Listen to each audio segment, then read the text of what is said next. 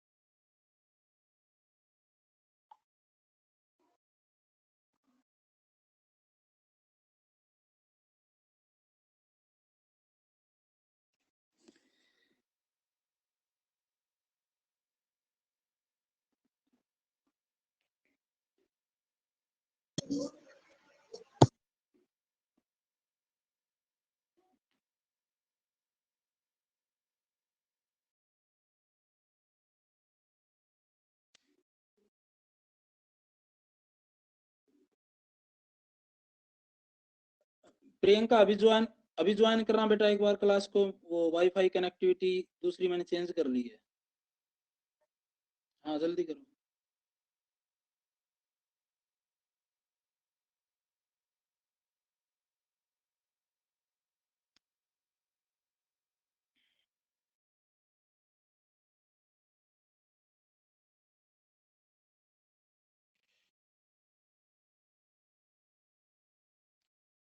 प्रियंका बेटा अब वॉइस आ रही है?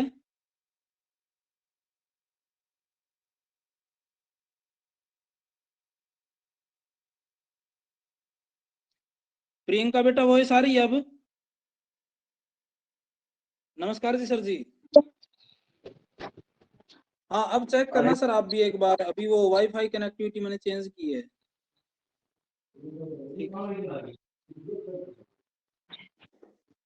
हाँ बेटा वॉइस आ रही है ना अच्छे से अब? आ रही है sir. Very good very good. 1 minute रुको, 1 मिनट बाद शुरू करते हैं।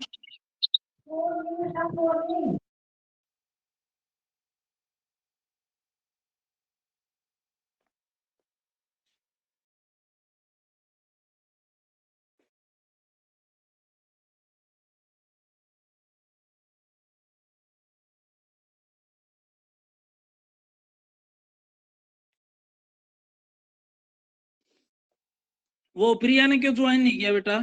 प्रियंका पता नहीं सर, वो ऑफलाइन है, काफी देर से मैंने पूछा था। 1 मिनट दूसरे फोन से फोन करके पूछते हैं सर शायद। तो उसको वाले नंबर से ज्वाइन कर लेगी, क्या दिक्कत हो गई उसमें? क्लास आईडी है जब उसके तो वो अंदर घर पे आ करके ज्वाइन गई। करेगी। एक फोन देता बोलू कौन फोन करना तावड़ी दे दिया पूछा फोन पर कर।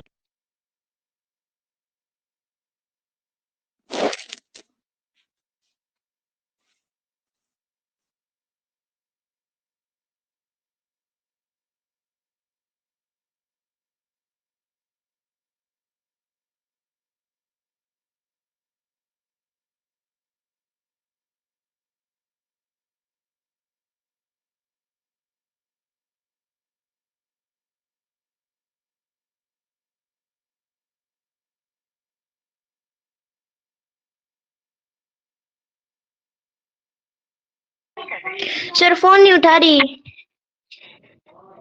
अच्छा कोई बात नहीं बेटा, मैं एक बार उसको और संजीत से और बात कर। हाँ सोमवीर सर जी अब आवाज आ रही है मेरी सही?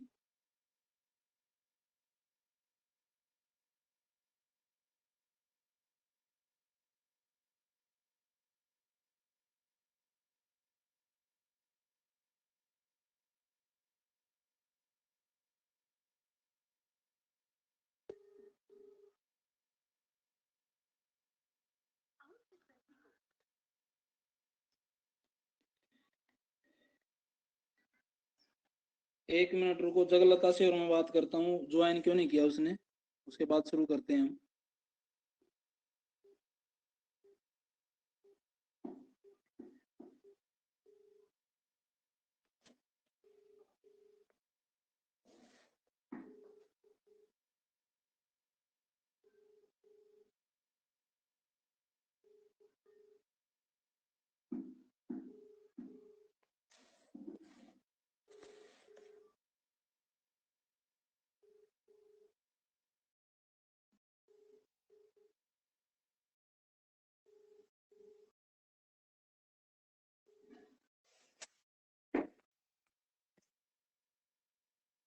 चलो बेटा कोई बात नहीं है, जिसने ज्वाइन किया ठीक है, थोड़ी देर में हम पता करेंगे उनसे क्यों ज्वाइन नहीं कर रहे वो।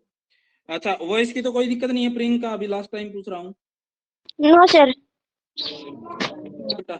अभी देखिए आज हमें जो टॉपिक स्टडी करना है, पहले हम मैकेनिकल इक्विलिब्रियम को स्टडी करेंगे, उसके बाद में जो नेक्स्ट टॉपिक रहेगा फोर्स लॉ फॉर एसएचएम, यानी कि सिंपल हार्मोनिक मोशन के अंदर जो फोर्स लॉ है, ठीक है, वो क्या क्या कौन कौन से लॉज हैं उनके बारे में बात करेंगे। वो टॉपिक तभी अच्छे से समझ में आएगा जब हमें ये मैकेनिकल इक्विलिब्रियम और इसके जो टाइप्स हैं वो हमें क्लियर हो जाएंगे। सही है। अभी प्रियंका मेरे को ये बताओ, आप इक्विलिब्रियम से बेटा क्या समझते हो, कुछ आइडिया? जो कांस्टेंट हो एक ही पॉइंट पे कुछ बताना हो, जैसे इक्विलिब्रियम आपने करंट वो करवाए थे, ऐसे कांस्टेंट वेरिएबल ना हो। हाँ यहाँ एसएचएम की बात चल रही है, सिंपल हार्मोनिक मोशन। यहाँ इक्विलिब्रियम का मतलब है कि वो अपनी पोजीशन पे जो है ना फिक्स रहे, टाइम के अकॉर्डिंग उसकी पोजीशन चेंज ना हो। अगर मान लो चेंज हो भी जाए, ठीक है, तो थोड़ी देर बाद अपनी उसी पोजीशन में वापस आ जाए, ठीक है, या फिर ऐसी पोजीशन में पहुंच जाए कि टाइम के बेसिस पे उसके बाद फर्दर उसकी पोजीशन में कोई चेंज नहीं हो रहा हो। हम यहाँ डेफिनेशन देखेंगे और समझेंगे अच्छे से। तो सबसे पहले डेफिनेशन की बात करते हैं हम और इसके टाइप्स देखेंगे कि व्हाट इज मैकेनिकल इक्विलिब्रियम, कि मैकेनिकल इक्विलिब्रियम क्या होता है आपका। देखो दो तीन तरह की आप डेफिनेशन के बारे में जान पाएंगे। इसके बारे में मैं यहाँ पे बेसिक ओवरव्यू देता हूँ कि कोई भी जो पार्टिकल है, जैसे मान लो ये पार्टिकल हो, चाहे पेंडुलम हो, चाहे स्प्रिंग से कोई लोड कनेक्टेड हो, ठीक है, वो भी एज ए पार्टिकल मान लिया जाएगा, एंड से जो भी आपका लोड कनेक्टेड होगा।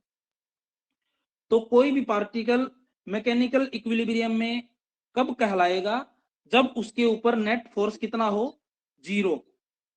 तो हम उस पार्टिकल को कहेंगे कि वो इक्विलिब्रियम में है। क्लियर। और भी डेफिनेशन बन सकती है, घुमा फिरा करके बना सकते हो आप। दूसरी डेफिनेशन ये भी लिखी गई है कि अगर आपके पास में कोई पार्टिकल इक्विलिब्रियम में है तो उसकी जो इंटरनल एनर्जी होगी, ठीक है, वो कांस्टेंट रहेगी, आप ये भी कह सकते हैं। और दूसरे वर्ड में एक और मैं आपको डिफरेंस बताता हूं यहाँ पे।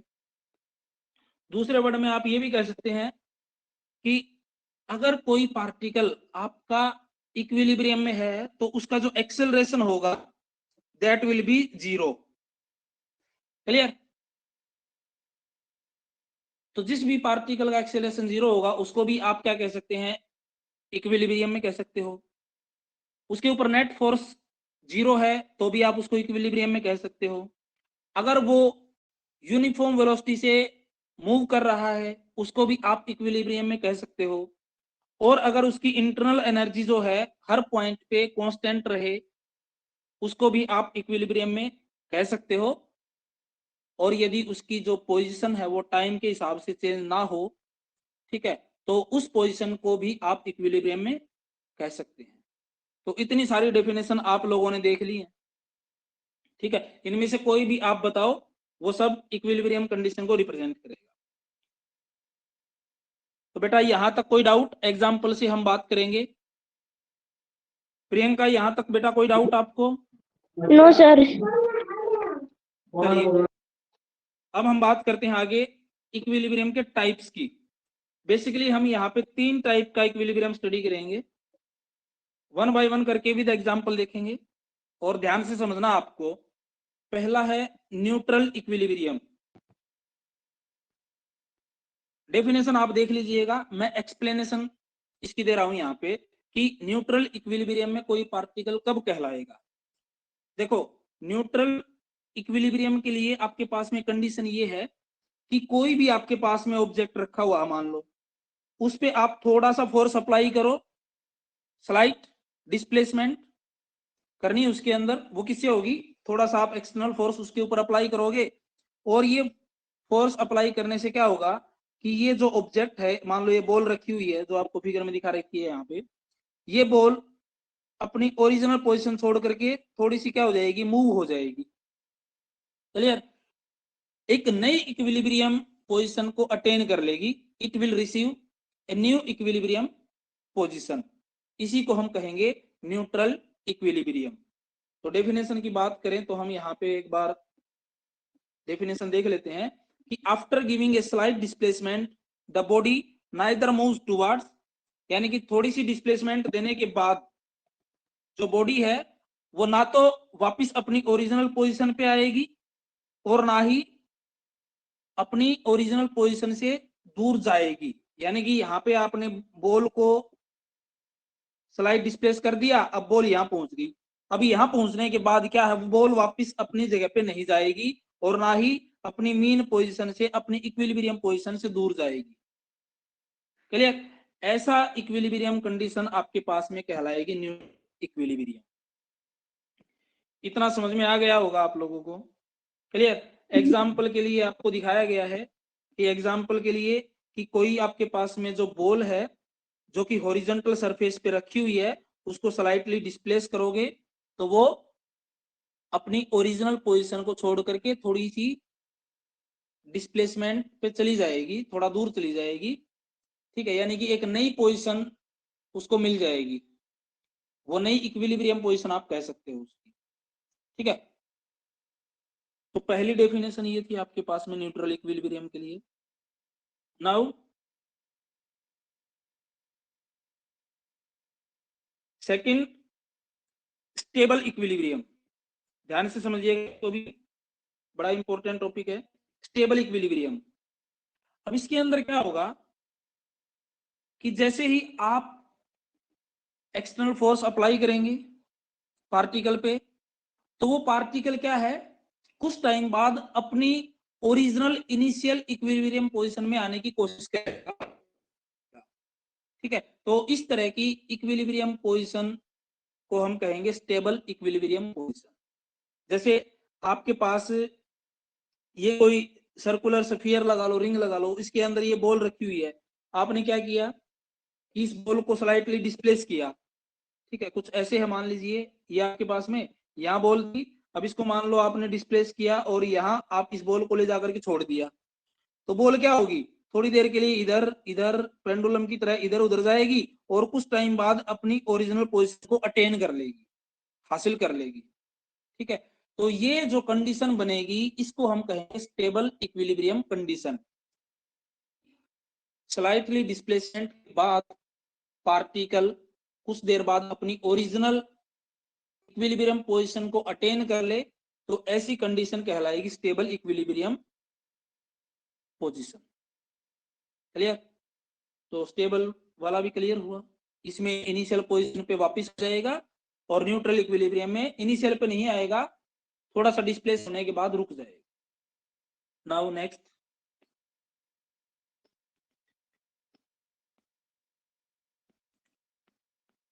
लास्ट है अनस्टेबल इक्विलिब्रियम।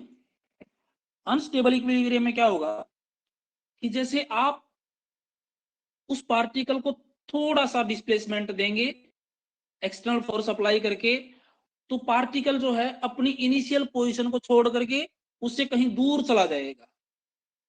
क्लियर? देखो, दूर तो पहले वाले न्यूट्रल इक्विलिब्रियम में भी जा रहा था, लेकिन यहाँ पे उसके कंपैरिजन में जो डिस्प्लेसमेंट देखने को मिलेगी वो थोड़ी सी ज्यादा देखने को मिलेगी, slight application of external force.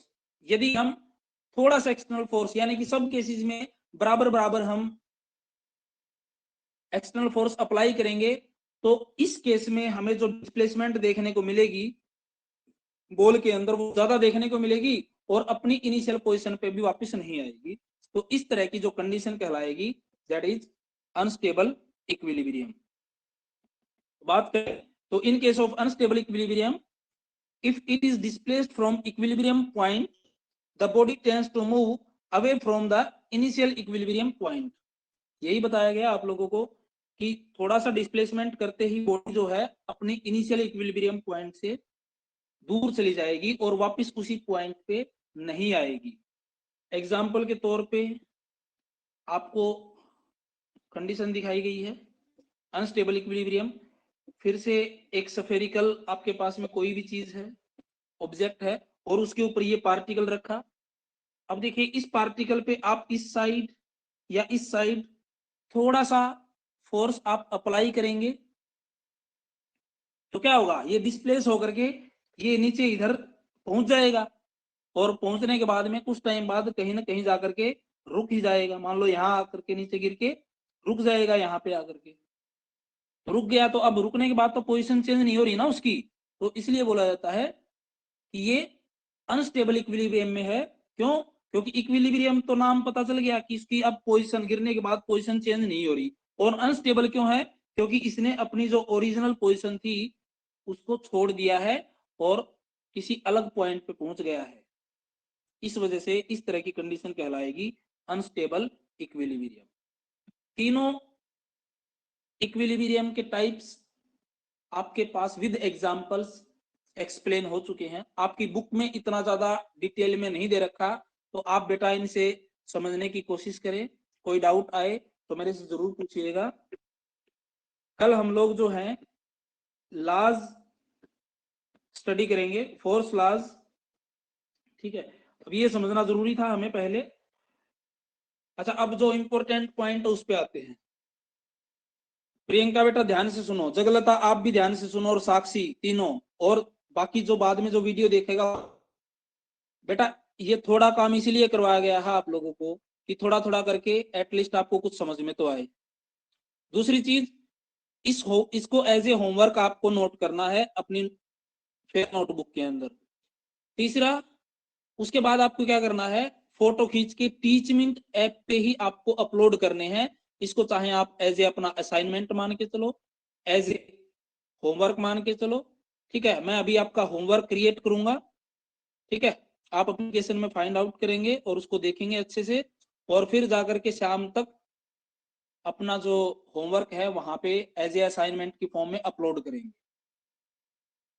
और ये जिसने पीछे तक का भी नहीं कर रखा है तो पीछे के दोनों तीनों वीडियोस जो हैं वो भी देख करके, ठीक है, व्हाट्सएप ग्रुप में आपको लिंक मिल जाएगा देखने के लिए। देखने के बाद होमवर्क कंप्लीट करके ग्रुप के अंदर भेजना है आपको। ग्रुप में, व्हाट्सएप ग्रुप में मत भेजना, ध्यान रखना। टीचमिंट ऐप पे ही आपको अपलोड करना है अपना होमवर्क एज असाइनमेंट फॉर्म में। तो आज तक का कंप्लीट काम आपका अपलोड हो जाना चाहिए बेटा, क्लियर। और मैं बाकी लोगों से मैं बात करूंगा अभी कि बाकी लोग टीचमिंट ऐप पे क्यों क्लासेस नहीं लगा रहे हैं। अभी मेरी वॉइस सभी को क्लियर आ रही है ना? Yes sir. हाँ, मैंने अपना जो वाईफाई का प्लान है और स्पीड उसके अंदर और इंक्रीज करवा दी है अभी, ठीक है, ताकि आप लोगों को ऐसी समस्या ना आए।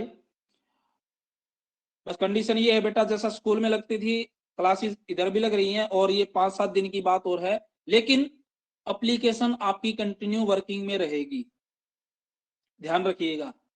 एप्लीकेशन जितना भी जो भी होमवर्क होगा आपको घर से एप्लीकेशन चलाना सीखना होगा अच्छे से, उसी पे फर्दर आपके टेस्ट लिए जाएंगे। तो इसलिए नहीं है कि 5-7 दिन की बात है तो क्लास हम नहीं लगा रहे, कि 5-7 दिन में स्कूल खुल ही जाएंगे तो हम ऑफलाइन क्लासेस ही लगा लेंगे, ऐसा कुछ नहीं है। पैसे दिए हैं स्कूल वालों ने, टीचमिंट ऐप के जो हमारे जो पार्टनर हैं, टीचिंग पार्टनर हैं, उसके अंदर इन्वेस्टमेंट किया है। तो आप लोगों को ये चीजें आनी चाहिए यूज करनी, और उनके ऊपर ही आपके टेस्ट वगैरह और असाइनमेंट वगैरह चेक किए जाएंगे। तो इस चीज को ध्यान में रखिएगा। Thanks for watching the video, thanks for taking class.